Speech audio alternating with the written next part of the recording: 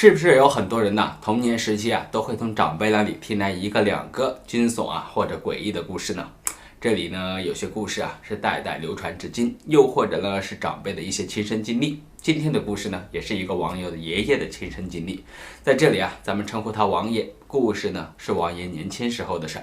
那个时候他刚结婚，家里又添了新丁，喜上加喜。但是那个年代人家呢都基本上没有什么钱。不过王爷是一个有手艺的匠人，一手木工活在十里八乡都是非常出名的。那个时候正值深秋，白天忙完了庄稼地里的农活呢，晚上王爷还要熬夜做一些木凳木桌，或者是孩子玩的木马木剑之类的玩具，然后呢再早起把这些东西带到镇里的集市上去卖掉，补贴家用。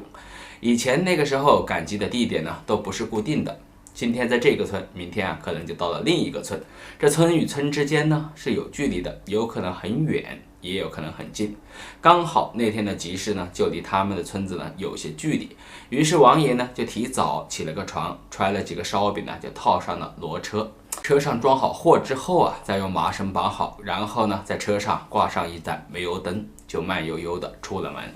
出发的时候是凌晨3、4点的时候，这是一天当中最黑暗的时候，月光呢已经暗淡了下去，天上的星星呢也只剩下了零零散散的几个，还在悠悠的亮着。那个时候的王爷还是一个壮小伙，年轻力壮也走过几回夜路，但是像那天那么黑的夜路他也是大姑娘出嫁头一遭，心里呢难免有些打鼓。那个时候村子与村子之间呢没有什么平坦的大路可走，基本上呢都是田间小路，非常的狭窄，只能勉强容一辆骡车或者是马车通过。要是对面来车的情况下，就免不了要压到人家的庄稼地里面去了，才能错开。王爷当时呢走的就是这么一条小路，他坐在骡车上呢，双脚垂下去，手里呢拿着鞭子，时不时的轻轻的打一下骡子。幽静的田间小路上，只有骡子哒哒的脚蹄声和煤油灯摇晃的声音相互应和着。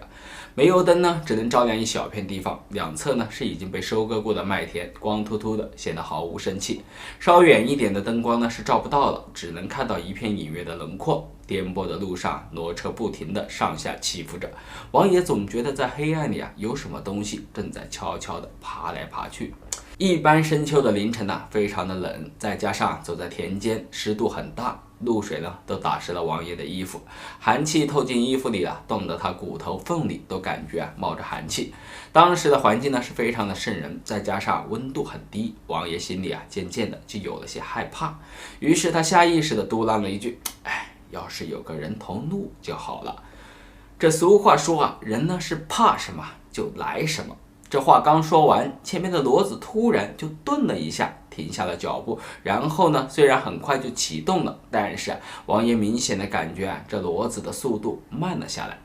老人都相信像骡子这一类的大牲口对于危险的感知总是要比人要灵敏些。这骡子似乎是在害怕什么东西，在不停的打着鼻响。紧接着王爷就听到前面好像有一些响动，他仔细一听，竟然是木质车轮在转动时发出的咕噜咕噜声，还夹杂着一些清脆的铃铛声。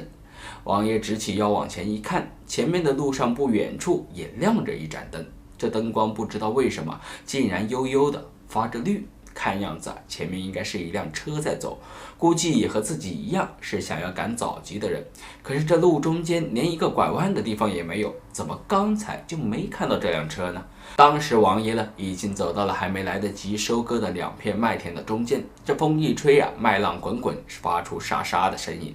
而前面的车呢似乎也在刻意的压着速度，始终和王爷保持着一种不远不近的距离。当时王爷心里就有些发毛了，如果前面真的是另一个赶集的人，那他心里也就踏实了。可是前面这辆车发出的绿光怎么看都不像个人，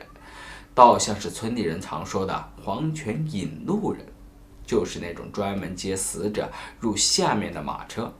不过王爷当时呢也是血气方刚，他不信邪，当下就抽了几鞭子打在了骡子身上，想着加速追上去，看看前面到底是何方神圣。可是前面的车似乎也在同时的加速，和他始终保持着一定的距离，既不让他追上也不把他落下。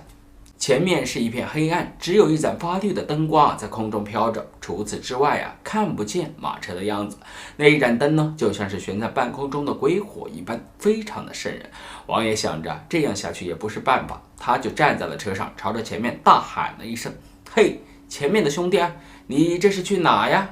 前面的灯光依旧是摇摇晃晃的，人没有任何的回应。车轮在咕噜咕噜响着，像是压在王爷的心上，让他心里是越来越没底了。这一条路王爷也走过几次，赶着车约摸着半个小时左右就到头了。之后呢是一座土桥，再过了土桥就是另一个村了。可是今天晚上王爷这段路走了估计好像有快1个小时了，可是这土桥依旧没看到。王爷心里一凉，心想这不是遇见鬼打墙了吧？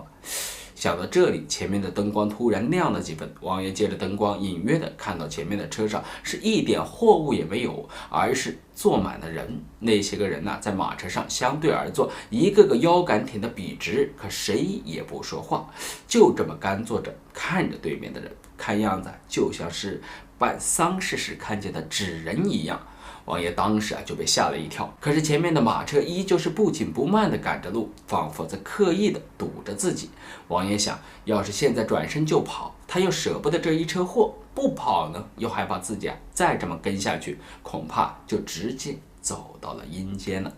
王爷心一横干脆把车赶到了路边的庄稼地里，顿时就压坏了一片庄稼。他就这么躲在车上，挨着煤油灯，看着离天亮也不远了，他干脆就闭上了眼睛睡一觉。等他醒过来的时候呢，已经是天光大亮了，庄稼地里也有了身影。王爷这才发现自己周围的庄稼地里竟然有大大小小的5、6个坟头，而且这坟头周围全是一些车轮印。他这才明白自己真的是碰见鬼打墙了。赶了半天的路都是在围着坟头打转。后来王爷听地里农忙的人说到另一个村必经的支路上的那个土桥昨天竟然莫名其妙的塌了。如果呢他昨晚没有遇到这鬼打墙的事也可能已经掉下桥底了，生死未卜了。想到这儿王爷不禁感叹自己命大，也十分的感谢这昨天那怪异的马车，后来还特意的回那几座孤坟上面摆上了贡品，磕了好几个头，以示感谢。好了，今天的故事就到这了，咱们下个故事见。别怕。